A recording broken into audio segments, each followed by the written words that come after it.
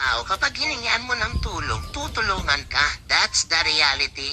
Pero hindi ibig sabihin nun masamang tao na yung tumanggi sa iyo magbigay ng tulong. Lalo na at financial help ang hinihingi mo. Kapag may negosyo ang tao, hindi automatic na mayaman o mapera yan. Sa madaling salita, walang cash yan. Lahat halos nasa product. Alangan naman yung puhunan ipahiram sa'yo. Huwag po natin inormalize yung ganyang ugali na inoobliga yung hinihingian. Kapag may naitulong, thank you. Kung wala, move on. Walang responsibilidad ang tao sa'yo.